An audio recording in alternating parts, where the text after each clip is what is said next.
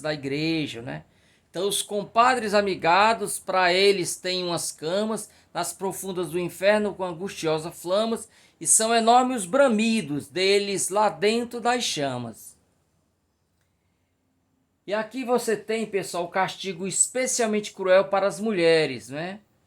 Então era muito comum isso, né? A mulher ser colocada sempre como o principal elemento do pecado, né?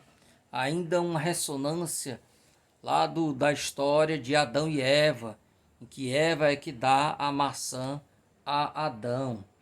A mulher luxuosa, que é aquele provavelmente errado, né? A mulher luxuriosa, né? Que gosta da luxúria, lasciva, né? A mulher luxuosa, lá no inferno é despida, o corpo todo agemado, a cara toda franzida, se mordendo e dando gritos, cheia de pus e ferida. Ainda tinha outro castigo para a mulher falsa ao marido, tem que beber todo instante ferro e chumbo derretido de uma fornalha tremenda, gritando e dando bramido. Então, gente, para quem conhece a obra A Divina Comédia, que mesmo que não tenha lido, já viu alguns trechos ou leu resumos expandidos, né? Lá no inferno de Dante existe um círculo, né, para cada tipo de pecado. Então você tem o círculo só dos glutões, as pessoas que pecaram pela gula, os que tiveram o pecado da luxúria, né, da inveja, da preguiça. E eles irão pagar conforme o pecado que cometeram. Então, por exemplo, se a pessoa é, era uma pessoa que pecava muito contra a gula, lá a barriga dele vai ser vazada. Tudo que ele come, a comida cai, né, para fora. Então ele nunca se satisfaz. Então o pecado está diretamente ligado ao tipo de punição que você vai ter lá no inferno, né? O Bose, no Sei e o Tempo da Poesia, ele chama isso de lei do contraponto, né? É a lei do talião, dente por dente, olho por olho, né? Então, como no inferno de Dante Alighieri, o cordel mostra a lei do contraponto, a punição relacionada com o pecado cometido. Vejamos. O guloso é atacado de uma fome canina, lá dentro das labaredas, se maldizendo da sina, exclamando e sem auxílio na providência divina. No inferno, o invejoso será sempre castigado, vendo as delícias do céu para o bem-aventurado, e ele dentro das chamas, no inferno acorrentado, né? Então, tal como lá o Lázaro, né? Como o rico que vê Lázaro, lá no inferno ele fica vendo Lázaro, gozando as delícias do céu, né? Assim também o invejoso aqui vai ficar vendo os bem-aventurados, tendo uma boa vida, ele aqui nas chamas do inferno, sempre invejando aquela, né, aquela condição que ele jamais terá. O rico lá no inferno vai ser um pobre mendigo, faminto, descalço e nu, sem pão, sem lar, sem abrigo, conforme os gozos do mundo tem no inferno castigo. Conforme os gozos do mundo tem no inferno castigo. Então é diretamente proporcional ao que ele aqui fez. E aí, gente, para fechar, a perspectiva católica, né, já bastante evidenciada, mas aqui explícita, né? Quem vai salvá-la lá do inferno vai ser Nossa Senhora. E nessa hora ela lembrou-se da Virgem Nossa Senhora, e Lucifer deu um grito dizendo: pode ir embora, venha que eu vou deixar você do lado de fora. Quando ela despertou da síncope, estava deitada, muita gente em redor dela e Marieta espantada com toda aquela visão, toda a história passada. Depois ela, arrependida, deixou a farra e a dança, pois este exemplo ficou gravado em sua lembrança, e de salvar sua alma ainda tem esperança. Então esse trecho, gente, é rico. Primeiro, como uma afirmação dessa mentalidade católica, né, que regia os versos de Batista de Sena. E segundo, para mostrar aquilo que eu destaquei lá nas primeiras aulas, desse caráter exemplar do cordel. Então, semelhante à parábola, à fábula, ao sermão, né? Ao apólogo. O cordel, ele vai sempre trazer essa mensagem final, né? No sentido de exaltação dos valores. Então você pune o mal e você premia o bom, né? Essa é a ideia. Então, gente, o segundo cordel que eu vou discutir com vocês é um cordel chamado Triste Partida de Francisco do Vale e Maria Romana, os Romeiros do Canidé. Esse cordel, pelo menos a edição que eu tenho sempre cuidado porque os antigos não se preocupavam em deixar muito claro se era a primeira edição, se era a segunda edição, nem mesmo colocavam datas, não é, muitos deles. Então este cordel que eu li, ele é datado de 14 de janeiro de 1978, mas pode ter sido escrito até antes, não é? Bom, ele utiliza sextilhas, são 147, e também utiliza oitavas, né? São 9 oitavas, que não é comum. Então no cordel, vocês sabem, nós trabalhamos com a quadra, com a sextilha, com a setilha e com a décima. E aqui ele vai trazer uma oitava, né? E vamos lá.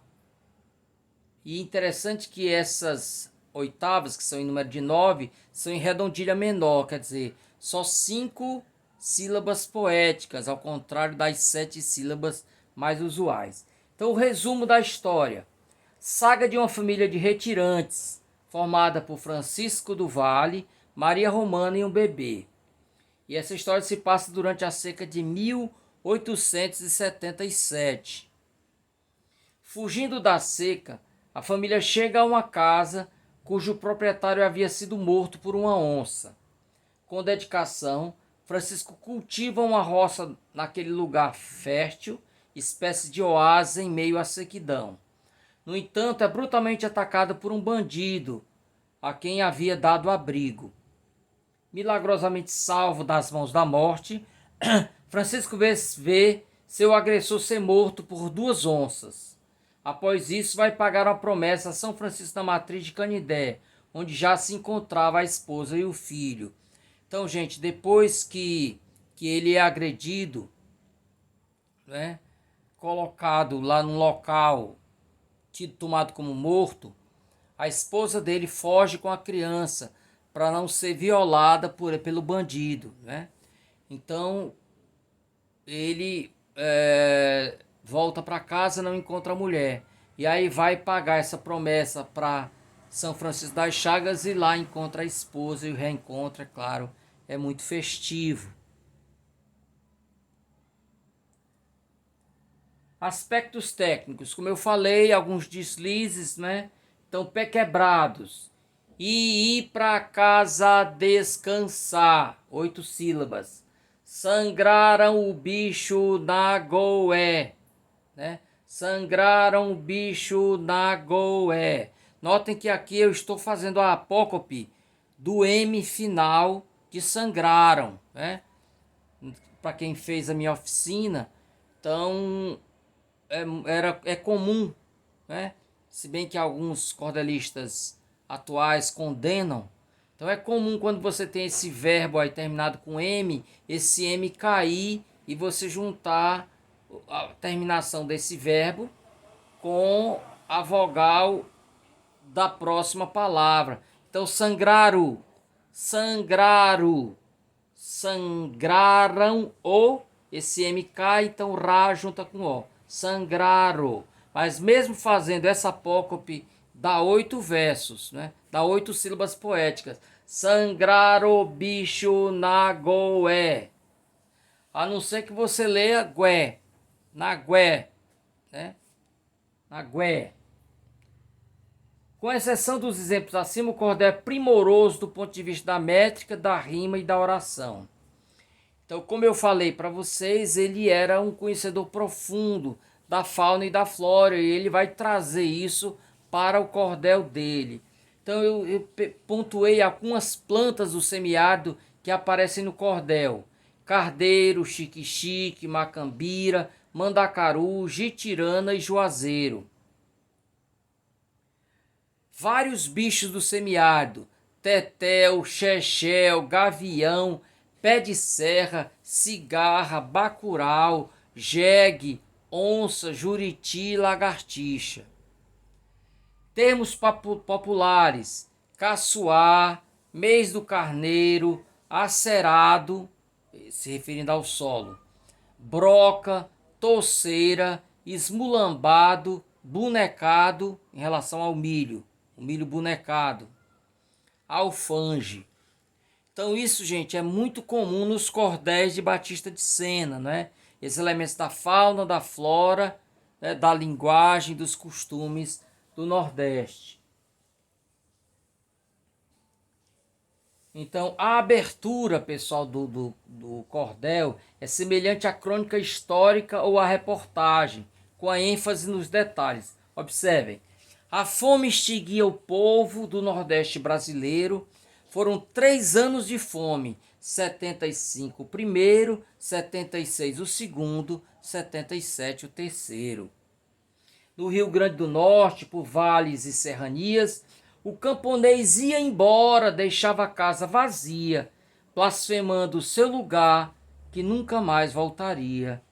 Perto de Jacurutu, nas zonas de São Miguel, o ano 75 foi seco e muito cruel. O povo daquele tempo bebia taças de fel. Então esses elementos, né, da composição, do contexto, os pormenores, né, que são significativos. Eu separei aqui mais uma estrofe para tratar da religiosidade popular. No mesmo 76, já pelo mês de São João, Francisco lá de uma casa roubou São Sebastião e levou-o dias depois com festejo e procissão. Então certamente é uma superstição, né? Roubar o santo. Olhem, pessoal, como é rico esta estrofe do ponto de vista, né, da fauna, né, do local. Nas várzeas secas do rio não se vê mais os tetéus, dos esqueletos das matas fugiram todos os chechéus. O gavião pé de serra nunca mais cruzou os céus. Então, profundo conhecimento da fauna e da flora do sertão nordestino.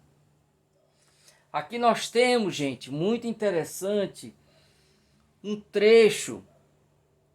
Essa eu achei demais. Quando eu li, eu fiquei encantado. É um trecho, pessoal, que dialoga diretamente com a triste partida de Patativa, não é? Então, certamente, tanto Patativa quanto Batista de Sena, eles se inspiraram em algum verso popular, em alguma fala popular. Então, o cântico do casal retirante. Então, quando eles vão saindo, eles como que fazem um canto, né? Então, há uma espécie de teatro mesmo, né? Então, eles vão cantando ao longo do caminho. Passou-se setembro, outubro e novembro, no mês de dezembro sequer neblinou. Se foram janeiro e também fevereiro, no mês do carneiro, ainda não pingou. Então, lembram lá da triste partida? Setembro passou, com outubro e novembro, já estamos em dezembro. Meu Deus, que é de nós?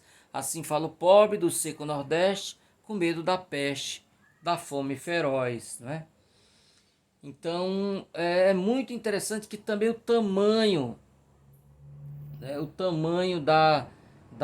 dos versos, né, muito semelhante.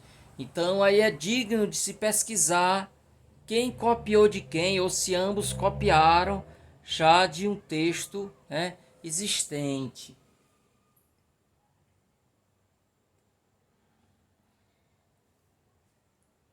A intuição feminina. Dona Maria Romana, achando o negro horroroso, à noite em sua dormida, disse para o seu esposo: Francisco, aquele negrão tem cara de criminoso. Então é uma estrofe, pessoal, que ela permite várias leituras, né?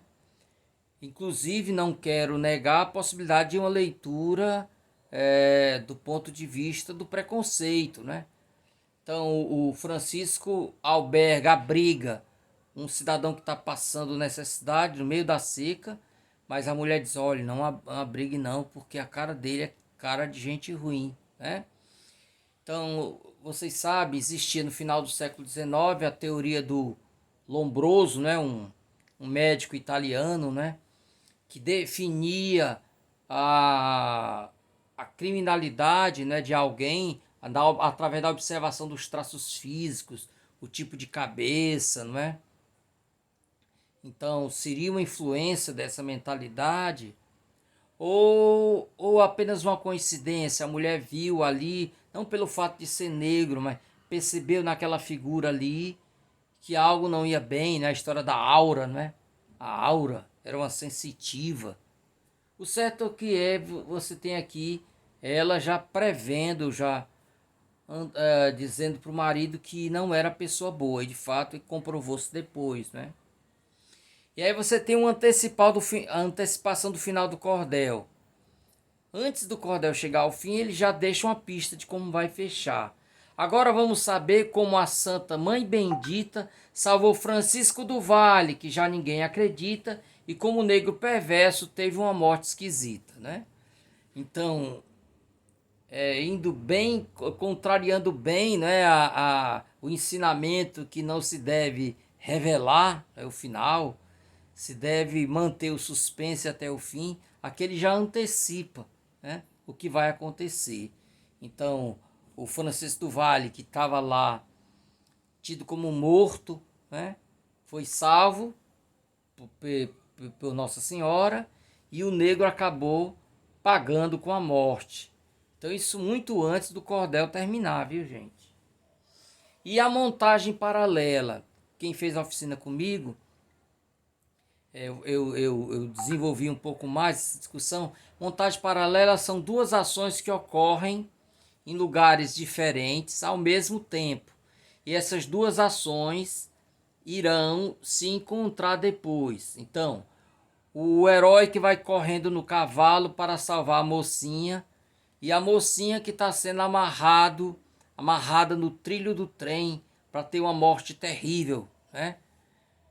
Então no cinema você mostra o cavaleiro correndo, mostra que a mocinha sendo amarrada, volta a mostrar o homem correndo no cavalo, né, galopando, tal, até que ele chega no último minuto, consegue salvá-la e o trem passa e não consegue afetar a mocinha, né? Então isso é montagem paralela, são acontecimentos que ocorrem em lugares diferentes, mas ao mesmo tempo. Diferente espaço, mas mesmo tempo. E essa história vão se encontrar, né?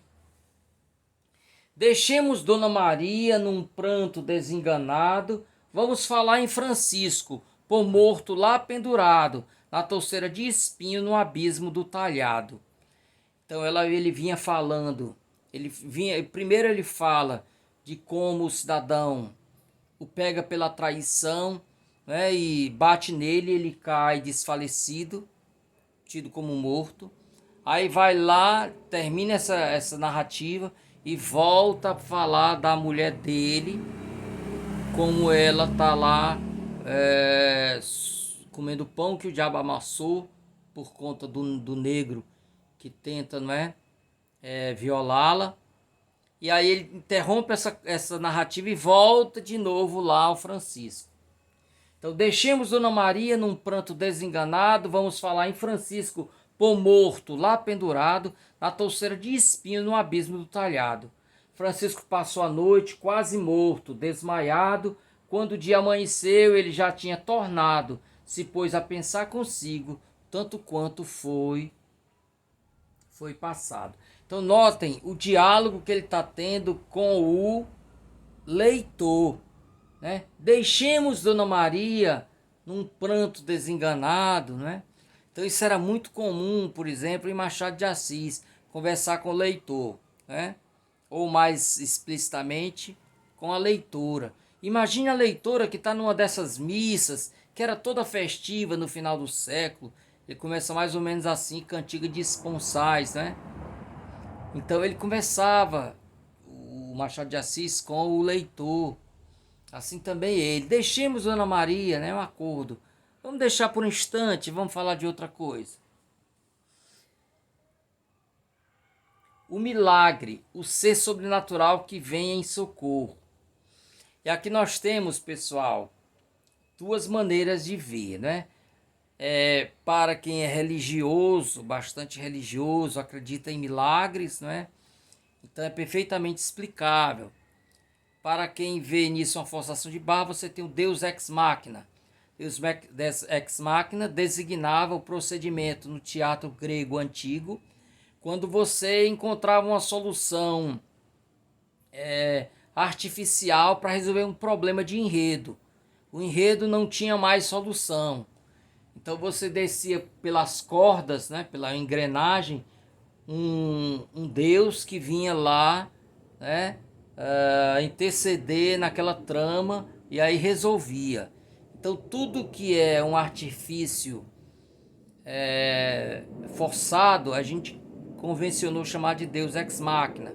Por exemplo, em Senhora, de José de Alencar, a Aurélia Camargo, que recebe uma fortuna de um avô, né, que só vem conhecê-la já no final da vida, né? De uma hora para outra ela fica rica. E aí é que permite o desenrolar do enredo. Ele, olhando para cima do enorme paredão, de longe avistou um padre lhe chamando com a mão, dizendo: sobe, Francisco, que eu sou tua salvação. Ele se agarrou na pedra, fez força e se pôs em pé. Nisto o padre lhe gritou: Francisco, sobe com fé! Em São Francisco das Chagas, da matriz do Canidé. Francisco, com muita fé, na pedra foi se agarrando, começou subindo a face, consigo presenciando ter duas mãos invisíveis por detrás lhe segurando. Dentro de poucos minutos, Francisco tinha subido a face daquela pedra, olhando um tanto aturdido. O frade que ele chamara tinha desaparecido. Então, para quem conhece Itapajé, não é? Pedra do Feiticeiro na língua tupi-guarani, você tem lá uma formação rochosa que lembra, para alguns, um pajé, um feiticeiro, para outros um padre de joelhos rezando, né? Então esse frade que o chamava era na verdade a pedra, né? A face da pedra. E aí o final na igreja de Canidé, pessoal, realçando a fé das protagonistas. Nisto, Francisco do Vale, pertinho dela, falou: Maria, dai-me as alvíceras, que o teu esposo chegou. É exato que eu morri, mas Deus me ressuscitou. Nisto, ambos se abraçaram com toda satisfação. Quando pagaram a promessa, voltaram para o sertão, porque já tinha chovido. Foram fazer plantação. Então você tem aí o fecho de ouro, né? Que as coisas se resolvem no final. Você tem a morte do vilão. Você tem aí a premiação dos heróis, que são também os heróis da fé. Eles são tanto representação da luta do nordestino contra as intempéries, como também a representação do fiel, daquele que se consagra a seguir os valores cristãos, mais exatamente os valores, né, da Igreja Católica, daí a presença do santo e tudo. Então, gente, por aqui vamos encerrando essa breve passagem pela obra Joaquim Batista de Sena. Queria recomendar que vocês lessem a íntegra dos cordéis, né? Eu tive cuidado de deixar aí o link para vocês terem acesso aos cordéis. Leia-os na íntegra. Vamos fechando também esse ciclo em que nós tratamos, né, da vida e da obra de grandes cordelistas do passado, autores que se viram como referências para as legiões de cordelistas que se sucederam a eles, né? todos eles de grande qualidade artística e que também tiveram, a cada um dentro da sua especialidade, não é? Deram uma contribuição muito grande para que o cordel atingisse o ápice, não é? Depois teve uma queda e nós temos assistido uma retomada do cordel, ok? Então, gente, um abraço para todos. Leiam os textos da disciplina, não é? E até o nosso próximo encontro.